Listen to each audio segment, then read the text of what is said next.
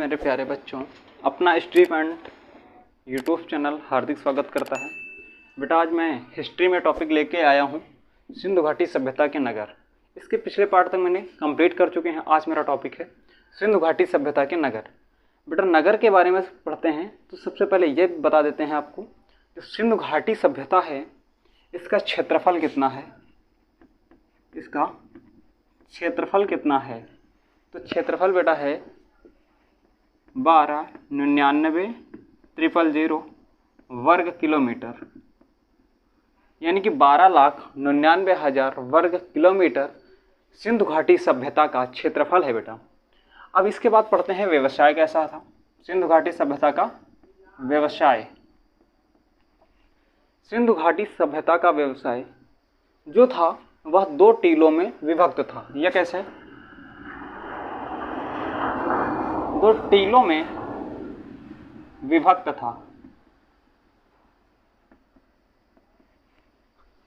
था।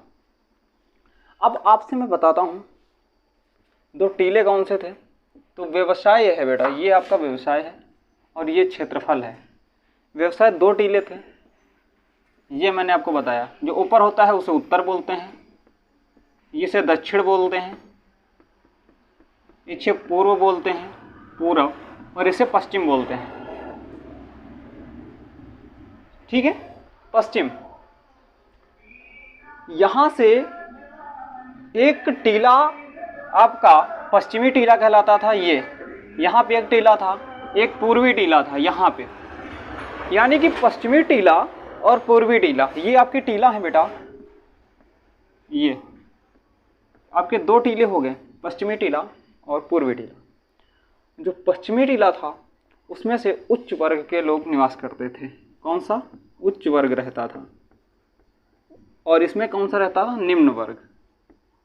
निम्न वर्ग यानी कि उच्च वर्ग के लोग कहाँ रहते थे? तो वो रहते पश्चिमी टीला में।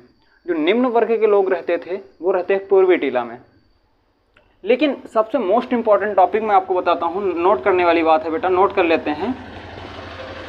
जो धौलावीरा था आपका, ये धौलावीरा, ये 3 टीलों में विभक्त था। 3 टीलों में विभक्त था। ये कैसे टीलों में था? व्यवसाय तो इनका 2 टीलों में चलता था। एक में उच्च वर्ग के लोग रहते थे, एक में निम्न वर्ग के लोग रहते थे। लेकिन जो धौलावीरा था वो 3 टीलों में विभक्त था। वो 3 टीलों में विभक्त था। इसके बाद सिंधु घाटी जो सभ्यता है इसकी लिपि के बारे में बात करते हैं। इसकी लिपि कैसी थी, यानी कि ये आपकी लिपि है मान लेते हैं। लिपि कैसी है? तो लिपि थी भाव चित्रात्मक। भाव चित्रात्मक जो लिपि थी बेटा वो भाव चित्रात्मक थी, यानी कि देख के उसके भावों के आधार पर उसका चित्रण करके उसको भाव चित्रात्मक कहते थे लिपि। यानी कि किसी चीज़ का चित्रण करके उसे देख करके ही जो गणना की जाती थी उसे भाव चित्रात्मक बोलते थे बेटा। जैसे कि हम पानी लिख देते हैं यहाँ पे हिंदी में और इसको लिखते हैं वाटर। ठीक है, तो ये आपसे कौन सी लिपि पूछ लेता है, ये कौन सी लिपि है और ये कौन सी लिपि है। तो ये है देवनागरी लिपि। देवनागरी लिपि। यहां पे बात करते हैं तो यह है तो रोमन लिपि। ठीक है, ये पानी लिखा है इसे बोलते हैं देवनागरी लिपि, और जो ये वाटर लिखा है इसे रोमन लिपि बोलते हैं। ठीक है, जो लिपि ये थी भाव चित्रात्मक, ये लिखी कैसे जाती थी? तो ये हमेशा ये दाएं से बाएं की ओर लिखी जाती थी।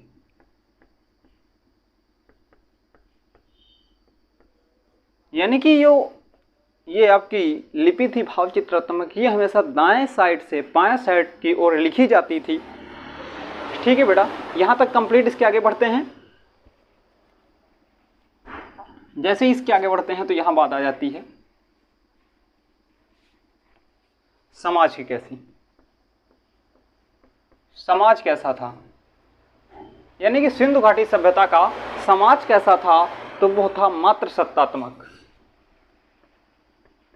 मात्र सत्तात्मक, मात्र सत्तात्मक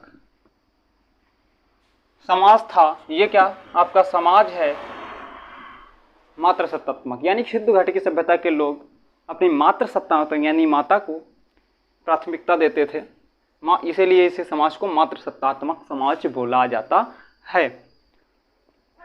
इसके बाद घर की ईंटों का प्रयोग कैसा था, घर की ईंटों का प्रयोग, बेटा घर की जो ईंटें थीं वो कैसी थी, तो वो 4:2:1 के अनुपात में वो ईंटें थीं। आपको ये अनुपात याद रखना है, 4:2:1 का अनुपात था उनकी ईंटों का। जो सिंधु घाटी सभ्यता के लोगों का घर था उनकी ईंटों का अनुपात था 4:2:1 का अनुपात था। इसके आगे बढ़ते हैं, पवित्र इनका पशु कौन सा, पवित्र पशु कौन सा था, इसमें कौन सा अपने पशु, सिंधु घाटी की सभ्यता के लोग किस पशु को अपना पवित्र पशु मानते थे, तो वो था कुबड़ बैल, कुबड़ वाला बैल, यानी कुबड़ वाला बैल था, तो वो कौन सा था, उनका पवित्र पशु था। या फिर श्रृंग युक्त पशु,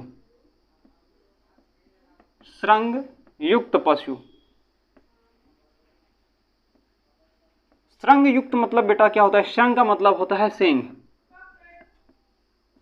ये होता है सींग, यानी कि सींग से युक्त पशु को ही हम बोलते थे, उनका सिंधु घाटी सभ्यता के लोगों का पवित्र पशु था कुबड़ वाला बैल या श्रृंग या सींग युक्त पशु।